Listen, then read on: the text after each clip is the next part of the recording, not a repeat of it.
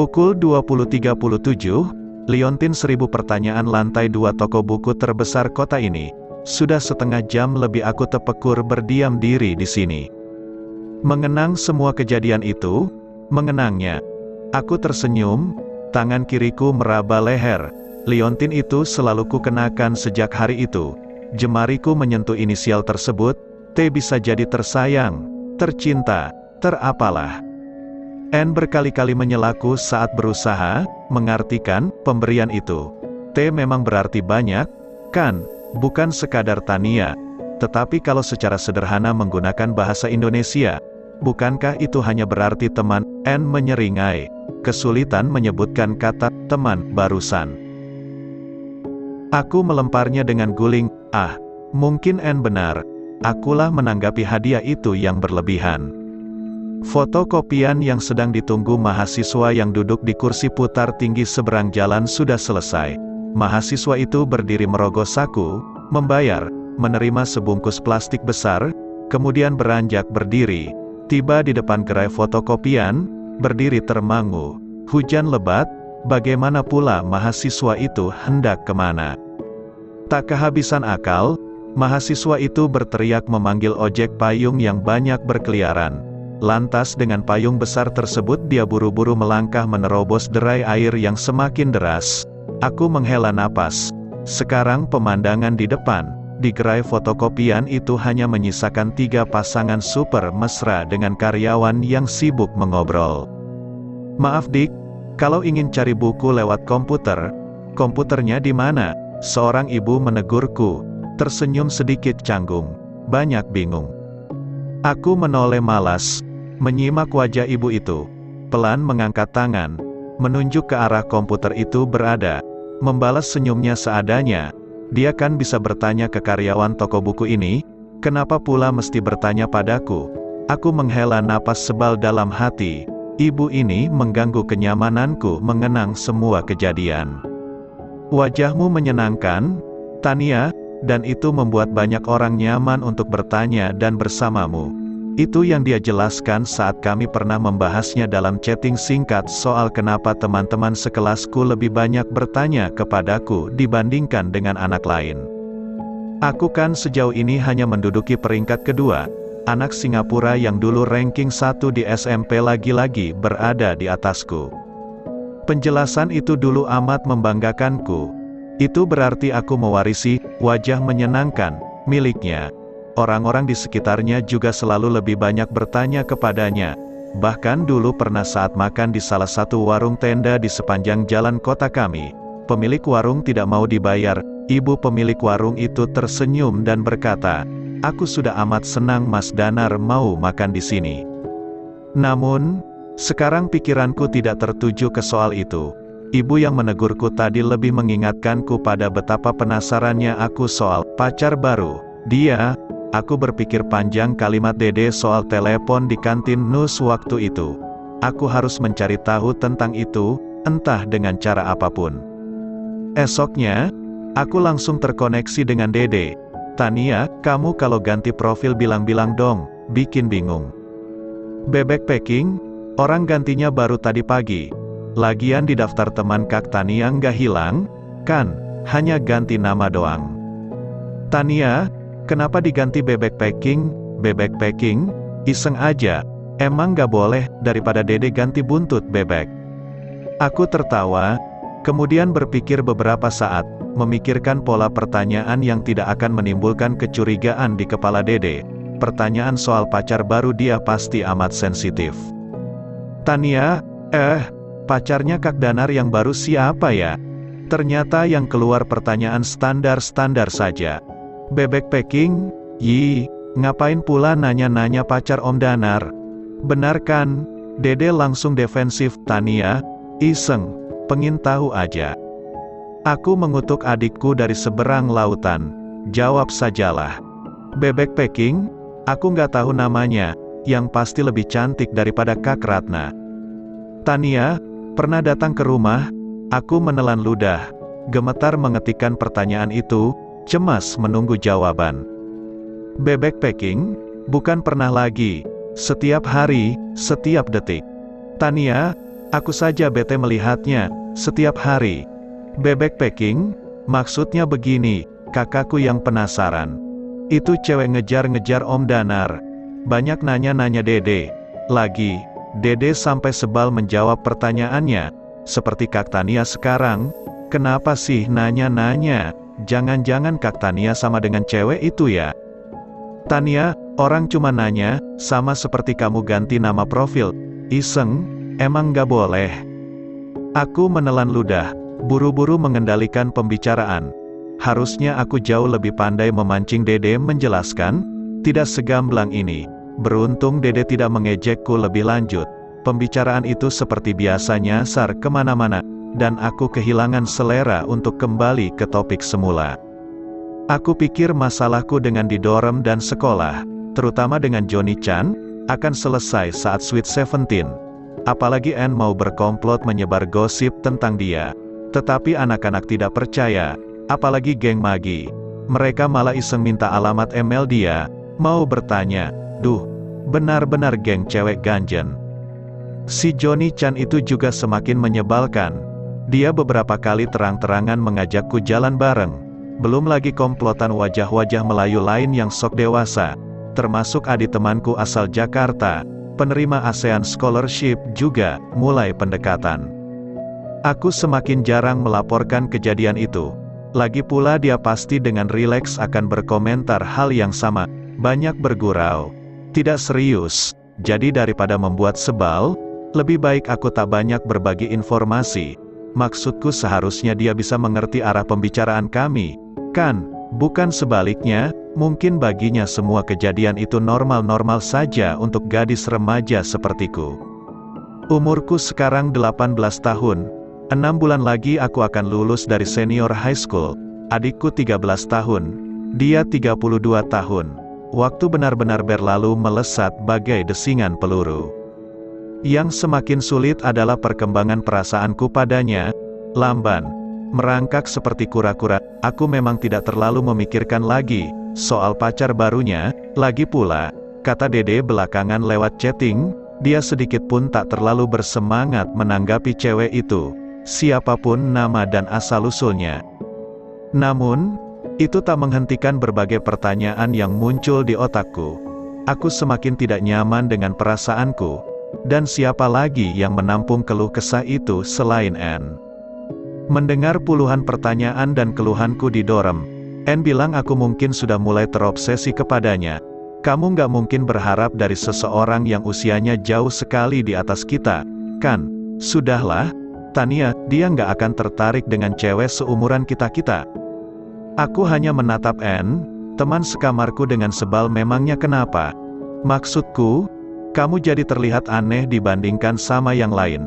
Tania yang nggak pernah pergi dengan cowok, Tania yang dingin dan tak berperi kemanusiaan terhadap cowok-cowok di dorm atau sekolah, Tania yang berharap dengan seseorang yang jauh lebih dewasa. Lihat, yang kamu pajang di atas meja cuma foto kalian berdua di tengah jalan ini saja. Apa bagusnya coba? Foto di atas partisi jalan ini. Anne tertawa menjawil kupingku. Aku mendelikkan mata. Anne sama sekali tidak menyadari bahwa dia sebenarnya 2 kali lebih jutek dibandingkan aku dalam urusan cowok.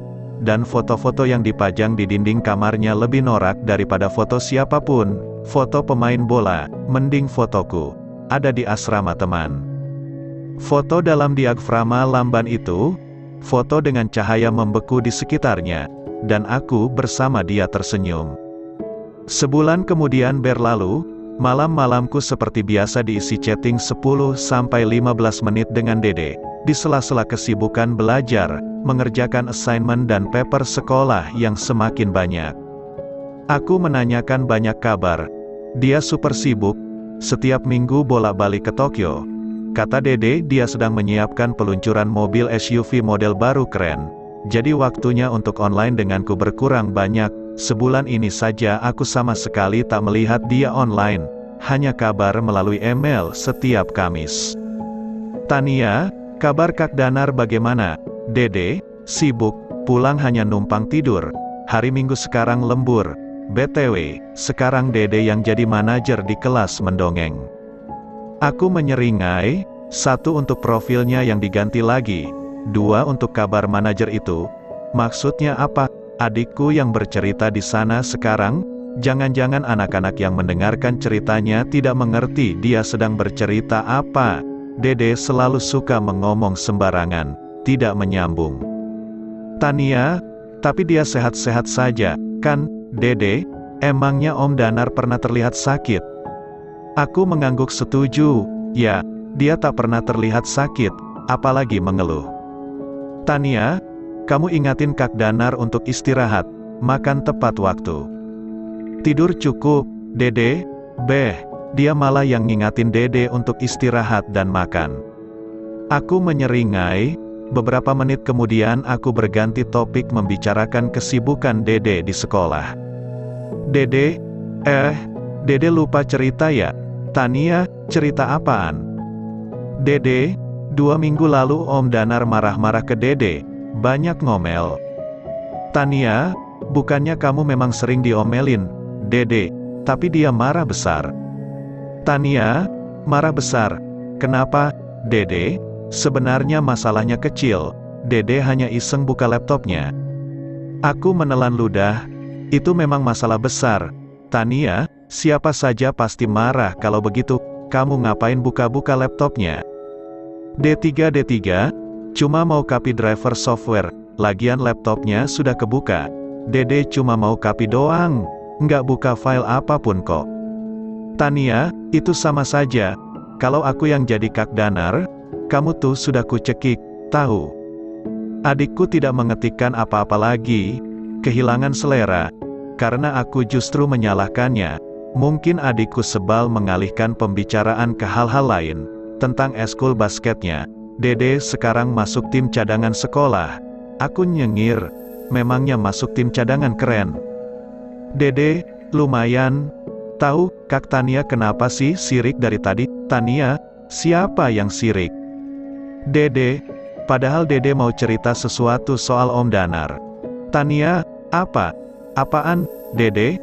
Haha, tuh kan, kalau soal Om Danar, Kak Tania pasti semangat. Aku menyeringai mengkal, tetapi adikku itu tetap menceritakan sesuatu itu. Dede, tahu nggak, waktu mau berangkat ke Singapura, Om Danar rusuh banget. Tania, rusuh apanya? Aku tidak sabar memotong. Dede, rusuh soal penampilannya? Haha, Om Danar jadi aneh, soal potong rambut saja 2 kali minta pendapat Dede. Jantungku berdetak lebih kencang. Sejak kapan dia memperhatikan penampilan? Dede, belum lagi soal keberangkatan. Om Danar tegang sekali. Percaya nggak? Waktu mau ketemu di lobi kedatangan, Om Danar sempat berdiri sebentar di lorong. Ngapain coba? Haha, cuma mau ketemu Kak Tania doang. Ya Tuhan, bundar perasaan di hatiku mengembang besar sekali. Tania, Kak Danar bilang sesuatu. Enggak, Dede, enggak, Dede enggak merhatiin. Ngapain sih? Aku hendak mengutuk adikku. Kenapa Dede tidak bertanya ke dia waktu itu? Coba kalau sesuatu yang tidak penting, pasti adikku banyak bertanya. Yang sepenting ini malah tidak peduli. D3, ah ya, Om Danar bilang sesuatu sih. Tania, apa? Kak Danar bilang apa? Aku buncah dengan perasaan ingin tahu. Gemetar jemariku mengetik tuts laptop. Dede, pas pulang, di atas pesawat Om Danar bilang, Kak Tania banyak berubah jadi cantik dan dewasa. Dede sih nyela, cantik apaan? Kak Tania jadi aneh begitu, sok dewasa, haha. Aku sekarang benar-benar mengutuk Dede. Dede, Om Danar bilang, ibu akan bangga sekali di surga. Dan sialnya, Dede mendadak mengalihkan topik pembicaraan lagi. Bertanya soal Lego yang belum diterimanya. Bertanya soal PR sekolahnya. Soal ulang tahunnya, adikku ulang tahun minggu lalu. Dede, BTW, soal ulang tahun, ah iya, Dede lupa satu hal. Masih ingat dengan Liontin waktu di Bandara Changi. Dede menulis pesan berikutnya sebelum aku bertanya. Membaca kalimat itu seketika aku mengurungkan ketikanku. Senyum manyunku hilang soal ulang tahun Dede. Dede, Ternyata Om Danar juga punya liontin yang mirip sekali dengan liontin Kak Tania. Di sana ada inisial Dede. Ya Tuhan, aku langsung tersengal. Apapun itu maksudnya, apapun itu, dia punya liontin yang sama, berarti liontin itu memang sepasang, seperti yang kukatakan pada N. Tanganku gemetar hendak mengetikkan sesuatu. Kamu yakin? Tetapi jemariku tak kuasa. Jantungku berdebar kencang. Perasaan itu mengembang lebih besar. Dede baru tahu minggu lalu, saat ulang tahun Dede. Iya, rims buat paket ulang tahunnya sudah sampai, tapi kenapa bukan Lego? Dede lagi malas baca buku. Aduh, kenapa adikku malah balik lagi ke soal ulang tahunnya? Liontin, itu lebih penting. Dede, Om Danar memperlihatkan liontin itu waktu makan-makan ulang tahun Dede di warung tenda. Awas ya, Kak Tania jangan menertawakan lagi, meskipun warung tendanya elit kok. Otakku sedang dipenuhi beribu larik harapan. Mana pula sekarang mau menertawakan adikku lagi. Ya Tuhan, liontin itu memang dan akan selalu istimewa. Dede, Om Danar memperlihatkannya lama sekali, tersenyum lebar. Aku langsung tersedak, menunggu kelanjutan ketikan huruf di layar laptop. Dede, dan Om Danar memberikan satu liontin lainnya buat Dede. Ada inisial D, satu liontin lagi buat ibu. Ada inisial WH, Dede kuburkan di makam ibu kemarin sore. Demi membaca kalimat terakhir Dede, gelembung kebahagiaan itu pecah seketika. Ternyata itu memang tidak spesial. Benar, aku megap-megap entah mengetikkan apa. Seminggu kemudian, kabar soal liontin yang ternyata tidak istimewa itu menguap. Meskipun sebenarnya dengan susah payah aku membujuk hatiku berdamai dengan harapan.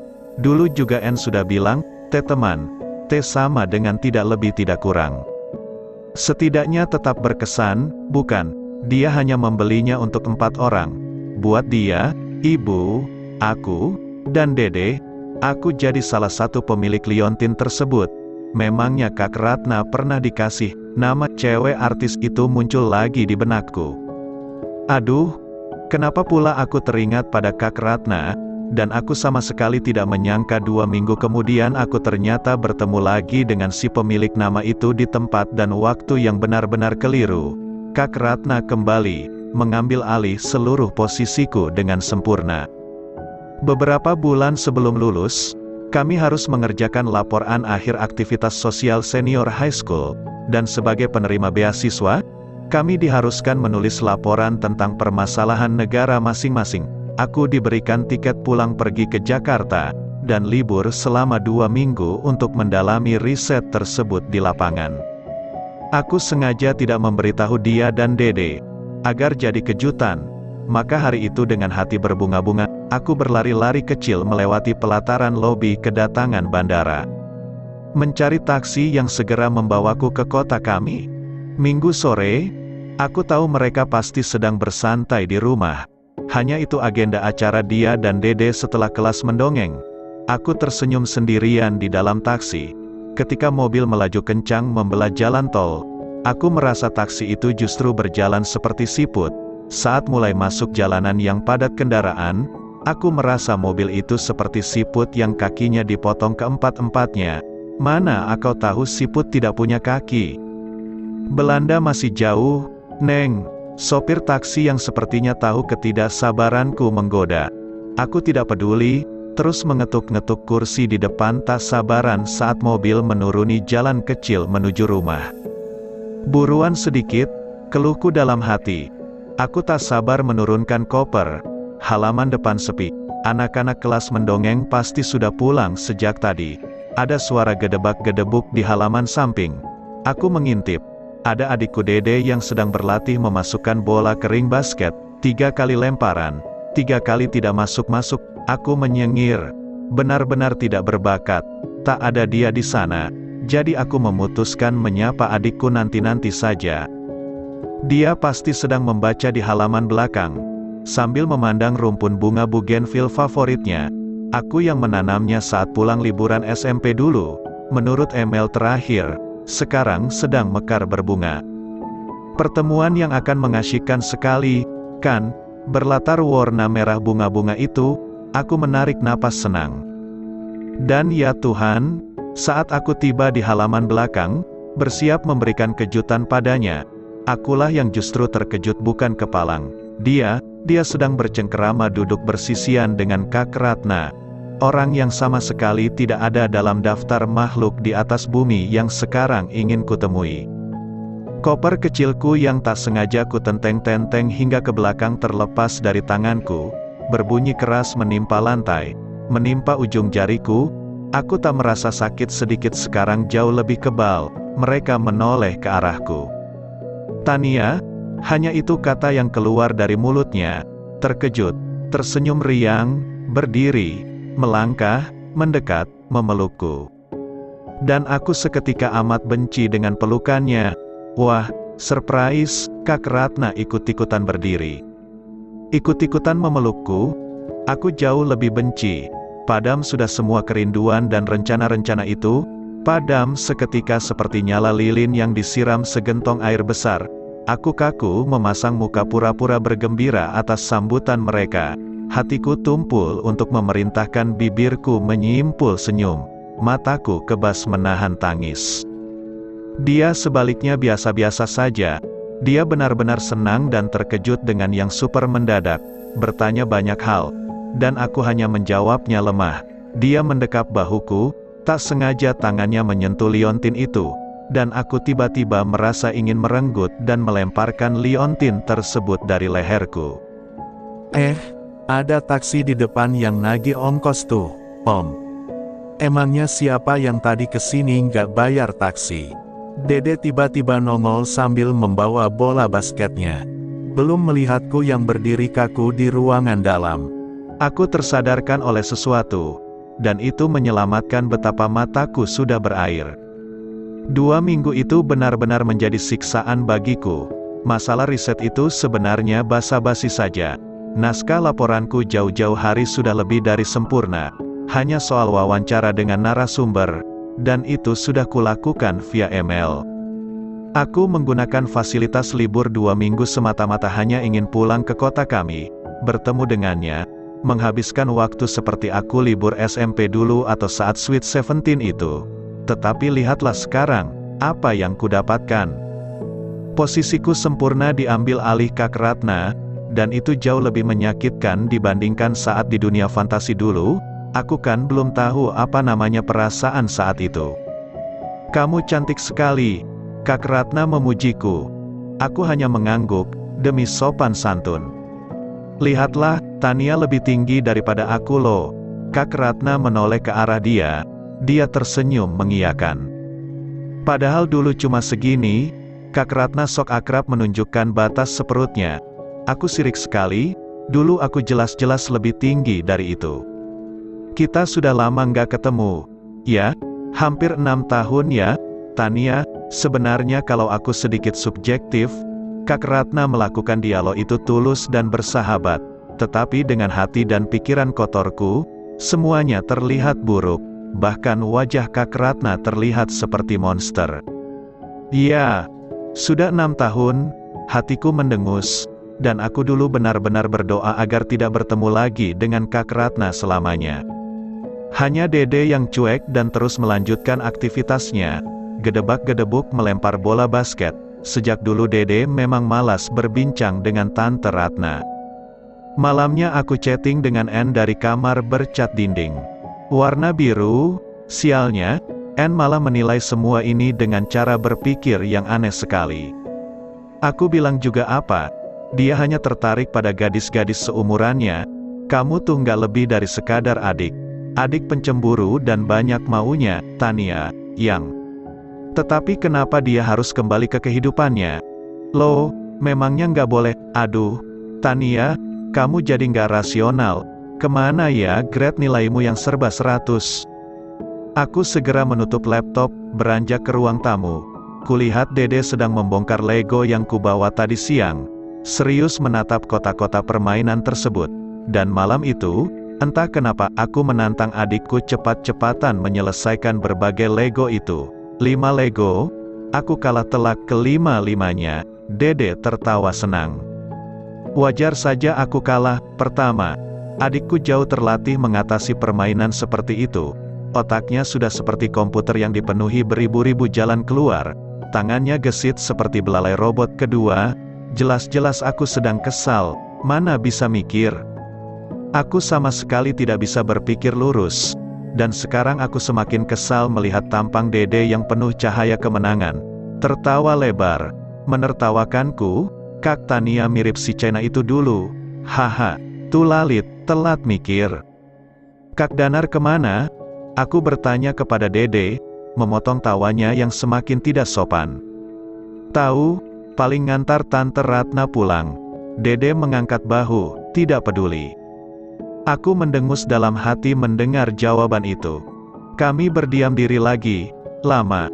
Aku malas menghidupkan televisi. Dede sibuk membereskan legonya.